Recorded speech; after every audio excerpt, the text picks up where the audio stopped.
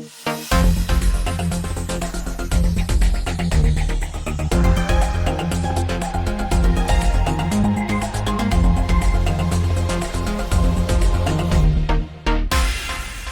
следите неделното интервју на Радио Слободна Европа. Денешен гостин е председателот на СДСМ Зоран Заев. Господине Заев, на овие избори си поставивте за цел да го победите вашиот политички опонент ВМРО ДПМН и вашиот владин досегашен партнер ДУИ во 6-та изборна единица. Ако ви беше толку тешко со ДУИ, зошто чекавте 3 години? Опциите во политиката ги немате многу во делот на изборот. Да ве потсетам и вас и сите што не следат, 49 пратеници добивме после бомбите, после отварањето на целиот криминал, запустеноста на државата комплетно и опциите во бројките кои што граѓаните наши преку гласање ги дават, се опциите кои што ви стојат на располагање. Буквално не постоеше друга опција освен коалиција со ДУИ, за да може да се направи парламентарно мнозинство.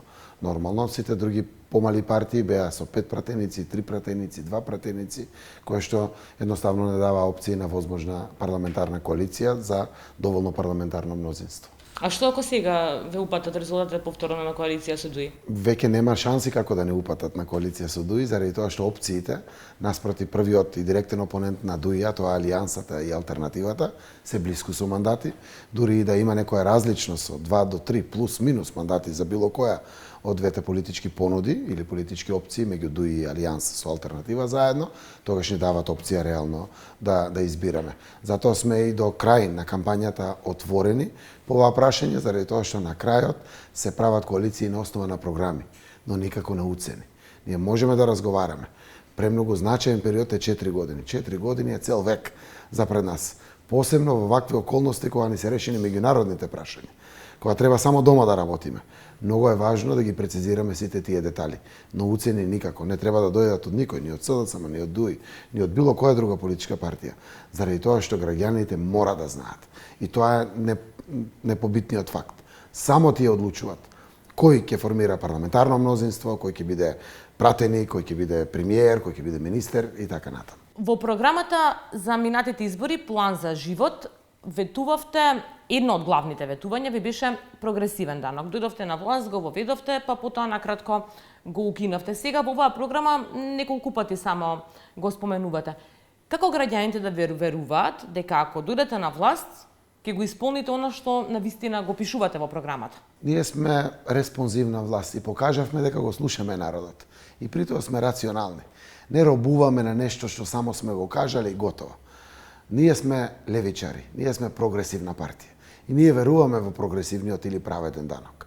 Но во околности во која што во Бугарија, во Србија, во Косово, во Албанија имате рамни даноци, едноставно фирмите ги преместеа своите сметки и ги празнеа во соседните земји заради понискиот данок.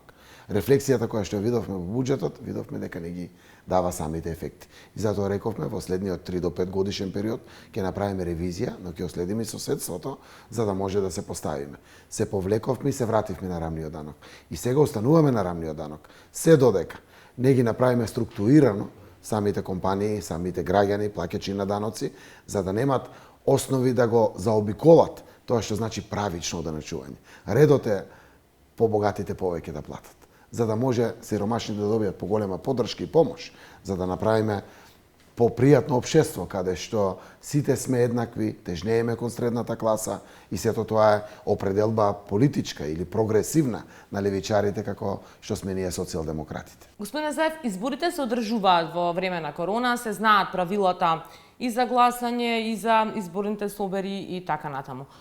Што ќе направите за оној бран што се најавува на есен ако дојдете на власт? Ние сме веќе подготвени. И нашата честна и одговорна политика уште сега го кажува тоа. Значи 350 до 400 милиони евра имаме пари подготвено за поддршка на економијата, на најсиромашните, на работниците, на стопанството. И тој дел секако е комплетно подготвен. Жалам што заменичката дополнителна министерка не ги подпише 90 милиони евра, од тие 60 се за најсиромашните. Домакинствата кои што примат социјална помош, невработените активни, пасивни баратели на работа, тука се најмногу концентрирани и 30 милиони евра се за здравството. Имаме ние собствен резервоар, собствени пари од буџетот наш, кој што е наш македонски, тоа се на граѓаните пари, но и 30 милиони евра треба да ги зајак на 33 интензивни оделенија, на интензивна нега, за да може да бидеме дополнително подготвени. Не имаше забелешки во јавноста дека се калкулираше особено со верските заедници, дека тука практично се подлегна под нивниот притисок на некој начин и дека се олабавија мерките што може потоа и да ни се удри како нов засилен бран. Ке има ли вакви калкулации и во иднина? Јас никако не се согласувам. Мора да знаат граѓаните. Правејќи ја споредбата со Саудиска Арабија, Ватикан, не знам, Турција, нашиот устав е демократија. Таму емирот кажува во Саудиска Арабија, овде папата кажува во Ватикан или претседателот Ердоган кажува во Турција. Кај нас во уставот, членот 54, став 3 вели, одредени слободи. Не може да ги ограничите дури и за време на војна или воредна состојба. Тоа е правото на живот, слободата на слободен говор, на мисла и на вероисповед. Не може да ги затворите црквите и џамиите. Може да направите ограничување на собирањата. Тие одлуки важеа. Жалам што не се почитува. Дали е за литијата во Струга, за масовни собори. Не се почитува во полициски час. Траеше полициски час и не се почитува во време на полициски час. Тука беше нашиот крик за оставка на Кечулев. Тој е единствениот кој што ги спроведува контролите. МВР, заради тоа што тој ги дава наредбите за да се спроведува тоа, можел да го спречи однапред, дали се работеше за пред џамиите или пред литијата. Можел да го спречи тоа. Коронавирусот ги покажа и недостатоците во образованието. Учениците беа дома од март до јуни, тоа не беше некој систем од кој што беа многумина воодушевени. Сега во програмата имате скромни редови за образование во време на ковид. Како од септември, што планира вашата партија? Министерството и вака во услови на криза и на изборни активности реално разработува различни опции и варијанти. Гради национални стратегии за опција А, Б, С, Д, нормално за да може. Ние како политичка партија мислиме дека треба да се направи користењето на двосменското работење, дури и трисменско работење, скратување на часовите, заради разредување на луѓето. Значи да има настава, ама во смени. Да има и настава. Зошто? Заради тоа што видовме. И не само кај нас, и насекаде во соседството, во Европа, во регионот, наставата преку Zoom, преку видео учење или слично не ги дава истите резултати. Во програмата пишувате и нема веќе одложување, правосудството мора да се прочисти од корумпираните суди и обвинители. Кој ќе ви ја спроведе таа детална проверка на имотната состојба на сите суди и обвинители која ја ветувате? Меѓународни и домашни експерти, далеко од раците на политиката. Тоа би било ново тело. Комплетно, да. Зошто викаме нема конечно веќе одложување, заради тоа што тоа е согласено со Европската унија. Европската унија не ја даде дозволата за ветингот или распуштање на правосудството и повторно негово создавање, заради тоа што вели мора одговорност да носи поединецот, не може колективна одговорност. И заради тоа што академијата нема продукција на таков вид на обем на кадри, како што требат во државата, например 720 судии или не знам 500 обвинители и слично. Во делот на прочистувањето самата комисија, која што ќе биде меѓународни домашни експерти, кои што ќе бидат со помош на пријателите, како што е Европската унија, кој ќе бира таа комисија? Нив работиме, ќе повикаме делегацијата на Европската унија. Тоа е во делот на поглавието 23-24, можеме заедно да го сработиме, да независни луѓе, како што се партнерите кои што тежнееме, а тоа е Европската унија, да направи еден експертски состав, кој што не само што ќе направи проверка на имот, потекло на пари и се, на судиите, обвинителите, членови на нивно семејство и слично, туку ќе направи ревизија на предметите. Да видиме кои предмети се застарени, тука има директна одговорност на судиите и така ќе им се заблагодариме на тие судии и обвинители. Тие што држат обвинители исто така предмети во фиоки, не само што застаруваат. Вториот дел е мониторингот на најмалку 5% предмети од последните 5 години. Треба некој тоа да го оцени, да го види. Затоа ни требаат вакви стручни експертски комисии, кои што дури нема да бидат само домашни експерти, мора да имаат во својот дел и надворешни експерти. На локалните избори повикувавте да се гласа за кандидатите на ДУИ, а против кандидатите на БЕСА. Сега сте во коалиција со БЕСА. Што за 2 години се смени и ве скара со ДУИ, а ве сближи со БЕСА? Политички ставови се градат логично на моментот на кој што настапувате. Тогаш беа локални избори. И ние бираме кандидати за кои што застануваме. Имавме кандидати за кои што и не се појавивме, или тие не се појавија за наши кандидати. Но соодветни кандидати за кои што верувавме, ние застанавме во тој дел. Иако се изгоривме реално со некои кандидати, бевме заедничка коалиција. Со кој најмногу жалите? Со господинот Мерко. Жалам.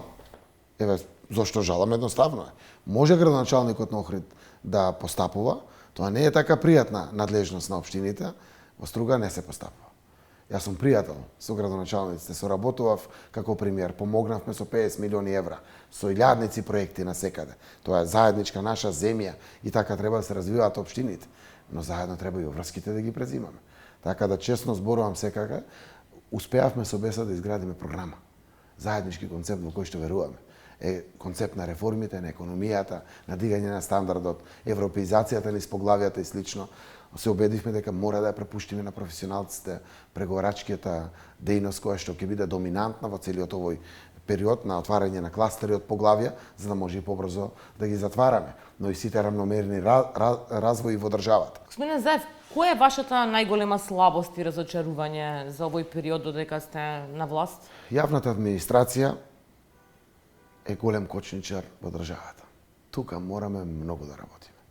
Имаме луѓе професионалци кои што им се дивам.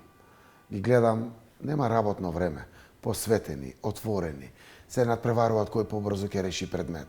Гледаат да најдат позитивен одговор. Најлесно е да кажете не. Има сериозен голем дел на администрација, ама има еден дел на администрацијата кој што не само што не е сервис на граѓаните, туку е кочничар на работите. Овде ќе мораме да направиме една комплетна реформа. Ние ја почнавме. Таа реформа, законодавството е донесено. Веќе разговаравме со коморите. Еден дел од администрацијата, 20%, ќе им се заблагодариме. Со пакет, комплетно од премнина, 6 до 12 месеци, зависи во кој сегмент и опција, да ги преземат приватните компании. Веројатно таму ќе добијат и повисока плата, ама ќе мора да ја сработат. Овде еден дел ја зима платата, не работи. Честно зборам, заради тоа што ако не зборуваме отворено, не може да ги отстраниме слабостите. Со вака поставена администрација, комплетно непрочистена, дефинитивно тоа ќе ни предизвика застој и во преговарачкиот процес, но и во севкупниот напредок на државата. Тука можевме повеќе да направиме и секако не сум задоволен од ефикасноста, транспарентноста во правосудството. Ние ги донесовме законите, ги изработивме со Венецијанска комисија, со Европската делегација. Во парламентот беше цела една филозофија на наоѓање на гласови за поддршка да поминат вака европски закони. Еклатантен пример е законот за јавното обвинителство. Денеска видовме дури се што се случувало.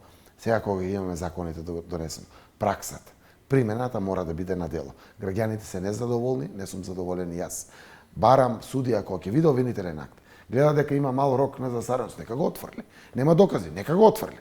Да носи храбри одлуки. Треба да го прифати, да носи одлуки. Видовме судии кои што работат по 10 часа на ден, за да можат да не дојде до застареност, да има транспарентност, да има отвореност. Медиумите, вие и новинарите сте присутни за се што е интерес на граѓаните, да следите процесите. Само така ќе можеме да дочекаме правна држава во која што законот важи еднакво за сите. Ви благодарам на одвоеното време. Фала ви на вас. Тоа беше се во неделното интервју на Радио Слободна Европа. Довидување до следната недела.